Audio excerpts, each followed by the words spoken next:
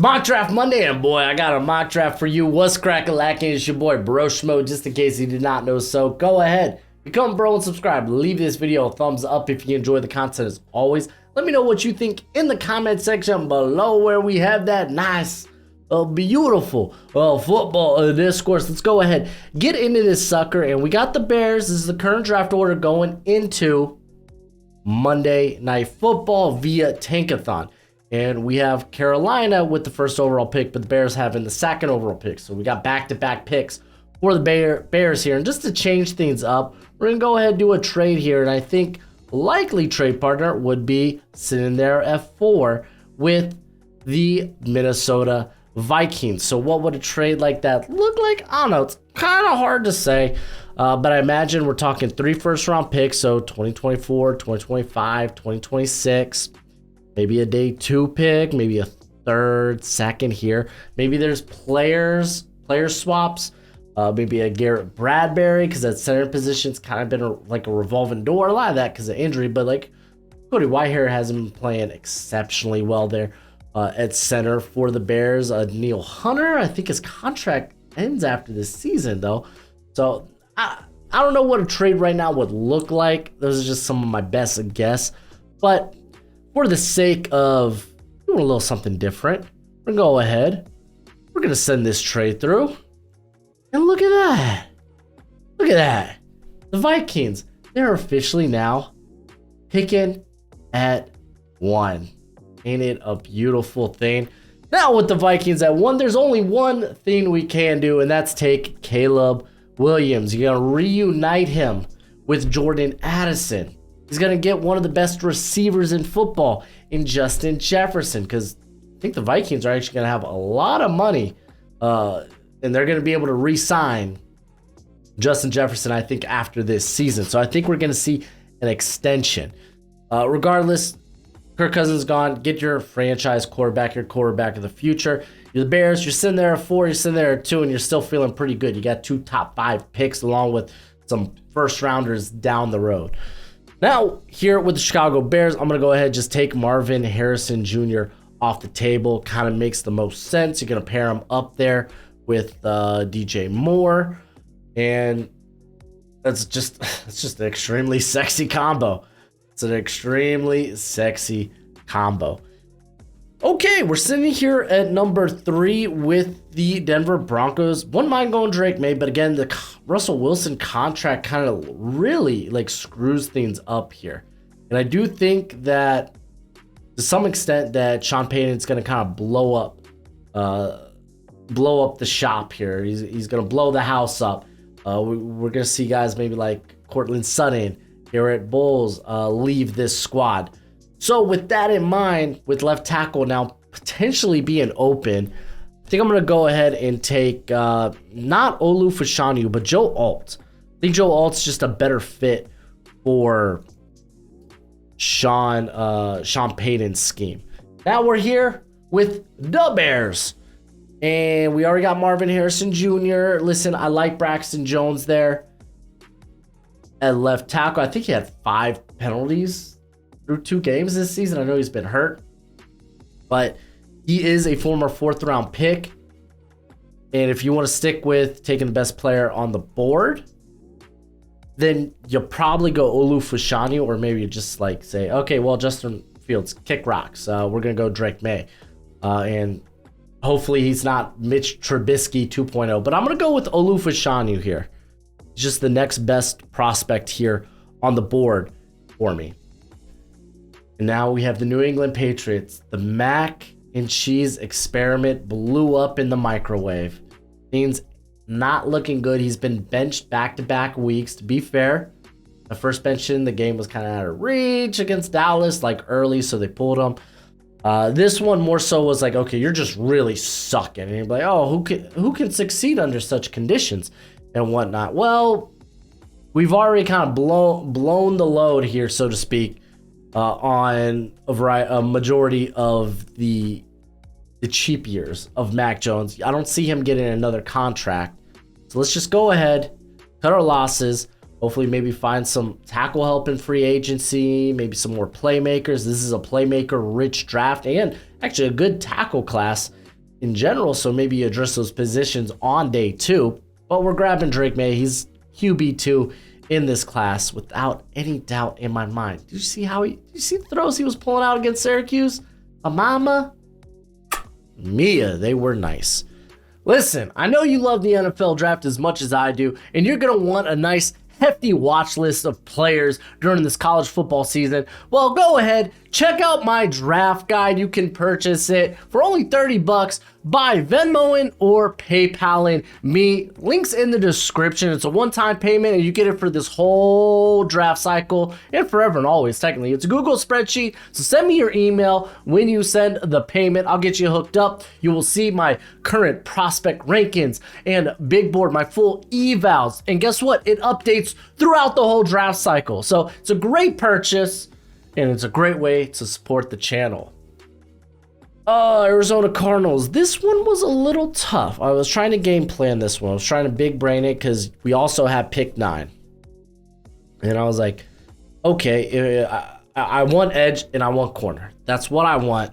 I'm also willing to take Drazon Newton there in the middle. So I got Kool-Aid McKinstry, Jared Verse, and Drazon Newton all in mind. So I'm kind of happy with potentially if any of those guys make it to 9. So I'm trying to think, okay, who won't last? Well, you look at the Raiders. Well, they snagged an edge position last season in Tyree Wilson to pair up with Max Crosby, so they're unlikely. New York, they have KT, though he hasn't been that productive thus far this season. Last week, kind of had that like, oh no guys, no, I'm still good. I'm still good. Gonna have a good year. Calm down.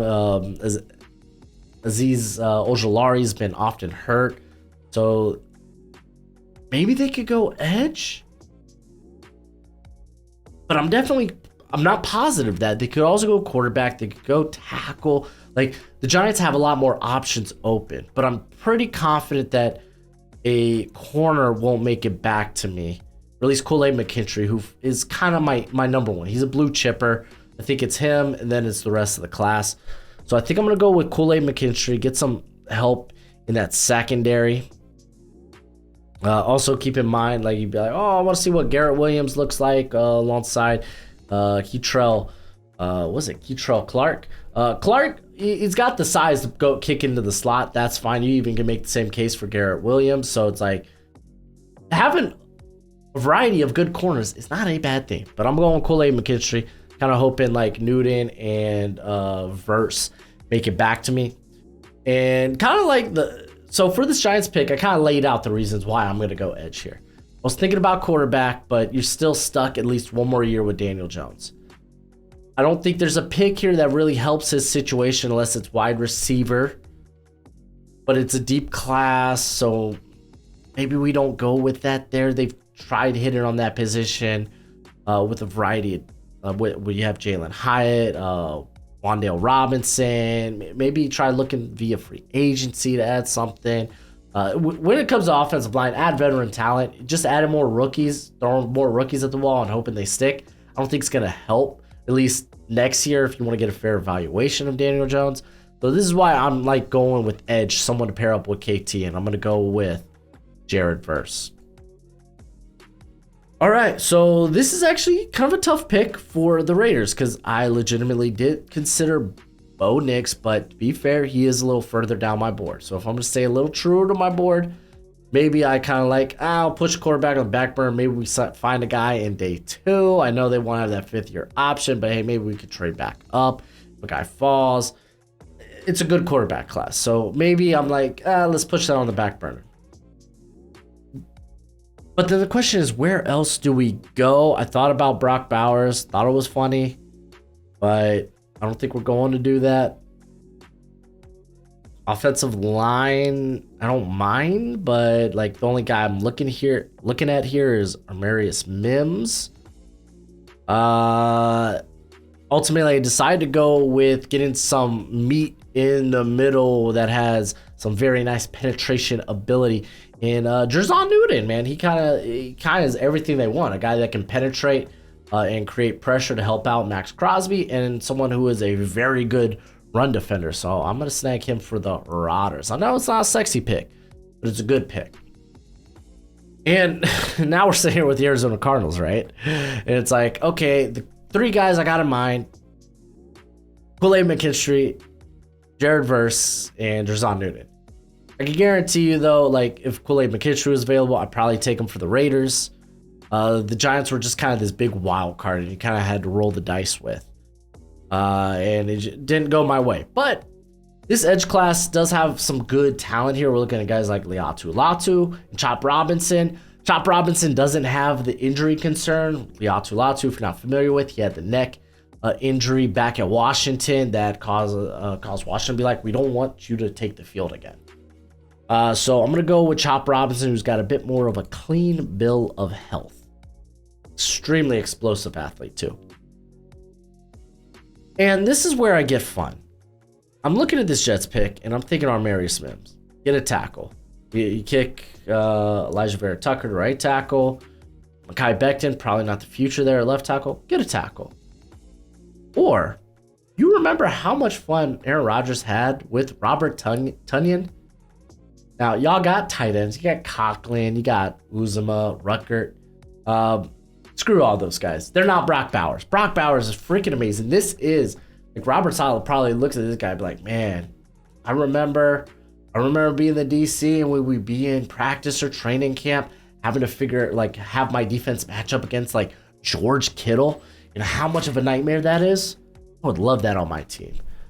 So we're going to go with Brock Bowers. I think it's the fun pick, and I don't think Brock Bowers makes it out of the top 10. At least I don't think that. The Washington Commanders, you could make a case for quarterback here. I still want to see more Sam Howell. We've seen extremely bad Sam Howell, really good Sam Howell. So waiting for that happy medium where it's like, hey, this is perfectly fine Sam Howell. There were some mistakes. They weren't horrible. And there were some good plays. And we had a nice balanced game. So waiting for that Sam Howell. But that means let's get him some protection. Leno, they could probably ditch him after this season. You could also maybe make a case for like Wiley. Even if they keep Leno, Andrew Wiley's been bad. Regardless, I'm going to be going with Armarius Mims. I think when he comes back, he's going to get into that OT1 conversation with Alt and Olufashanu. The dude is just, he's got the movement skills at his size, got great length, got great power. I like him. I like him a lot. Tennessee Titans, this one's tough.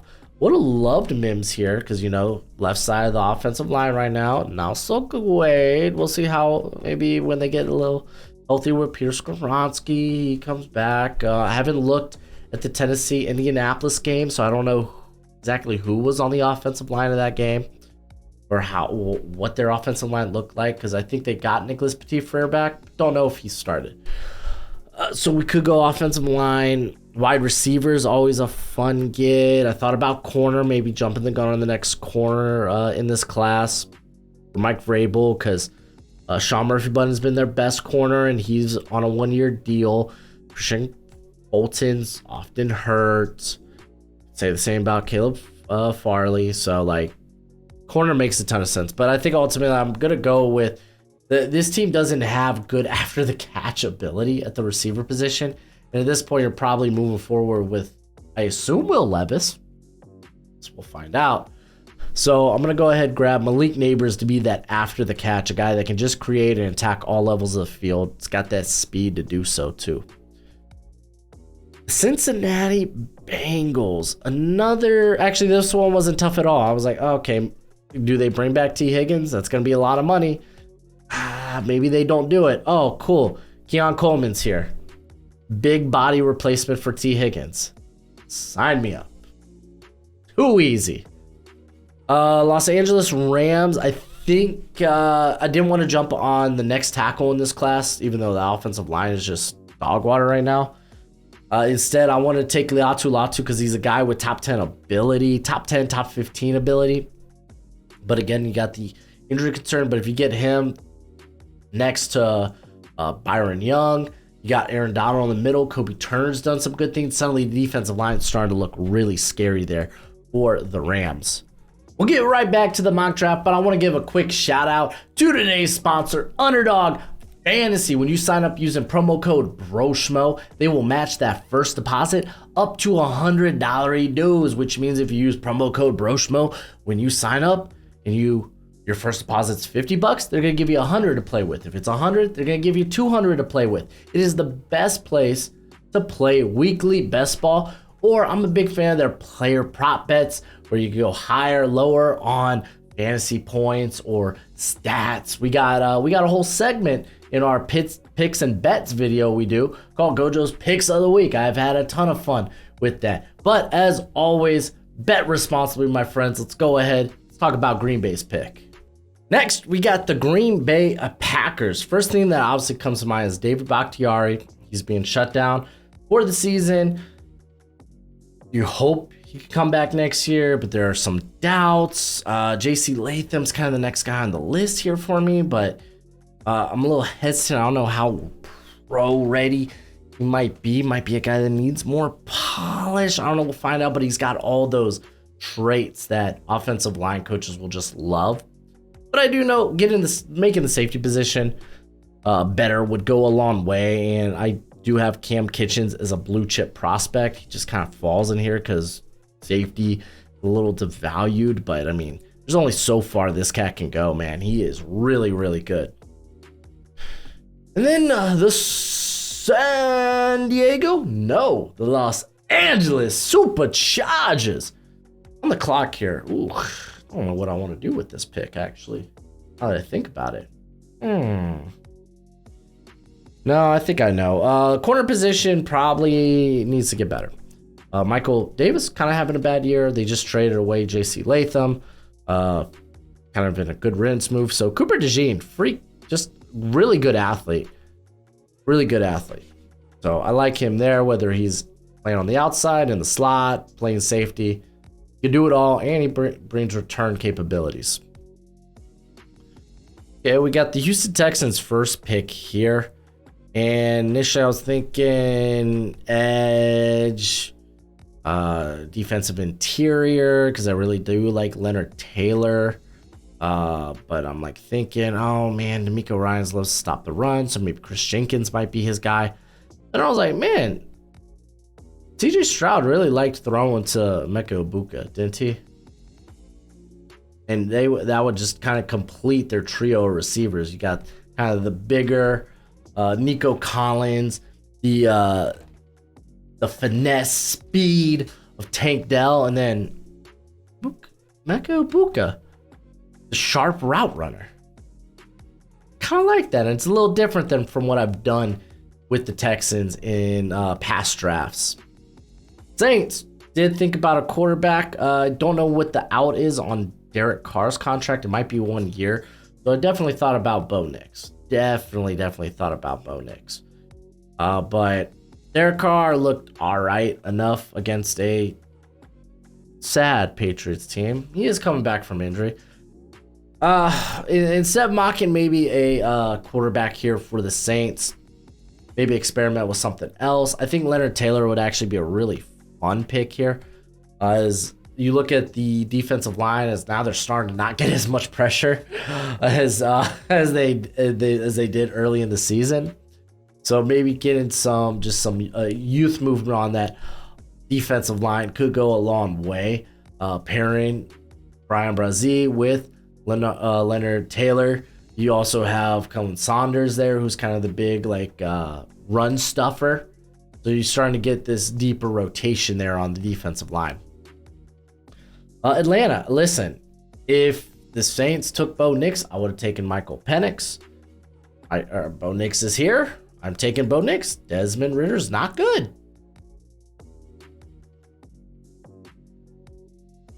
All right, we got the Colts. I thought maybe Rome Odunze, get kind of a freak receiver.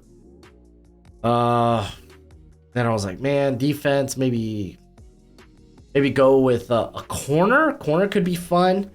Add more youth to the corner position there. So I'm going to go with Kalen Keene. He's just really good value here. Buffalo Bills. This is actually where I'm going to pull the trigger on J.C. Latham. Spencer Brown's not great. And Buffalo kind of loves these like Raz guys at in the trenches. So love these big athletic guys. Oh man, Dallas Cowboys. Offensive line. I know a lot of people want to do offensive line, but I decided to go away from that. Like, I mean, am I pulling the trigger too early on that next tier of offensive linemen or offensive tackles? Because I don't really think there's an interior player that's a first rounder in this class, interior offensive lineman. So I thought, hey man, let's get rid of like Michael Gallup. They got Brandon Cooks. Maybe get that big freak, kind of like what you had with Amari Cooper and Roman Dunze. Yeah, he's that freaky, man. He's going to be going, I think, a lot higher than people may think. Baltimore Ravens, I want to help the pass rush out. A lot of their pass rushers have been injured, but you look at Odafe Owe and David Ojabo, and they really haven't done much, especially Ojabo, who's coming off injury last season, or from the year prior, but so Dallas Turner's been a freaking stud. Like since that Texas game where he was kind of shut down, he has just been tough to block. I think he had like 8 pressures this past week against Texas A&M. Okay, Seattle Seahawks, and I don't think I've done this in a minute, but let's go ahead and look ahead for our replacement for Geno in the future. I know, but you're gonna get a quarterback on a rookie deal, and that's always a great thing. And he's from the state of Washington. I'm going with Michael Penix, man. I like these veteran quarterbacks here at the back end of the first round. That could like be immediate plug and play, or even just kind of like contend for the starting spot, that have a lot of reps under them, and they've just been playing lights out this season. And it means I don't have to think about it with this pick with the Steelers. Hey, Kenny Pickett, man, let's ride. Let's give him one more year. Get Matt Canada out of here. Get a new OC, and then truly figure out what you got in Kenny Pickett. But until then, I think helping the secondary out more goes a long way. Pairing up Joey Porter Jr. with Nate Wiggins. Nate Wiggins is a good fit for the Steelers defense anyway. So I like that sucker right there. Jaguars, I've been complaining about their pass rush for so long. It's literally Josh Allen and nobody. Trevon Walker, still kind of waiting for him to emerge as the kind of like big athletic physical traits guy.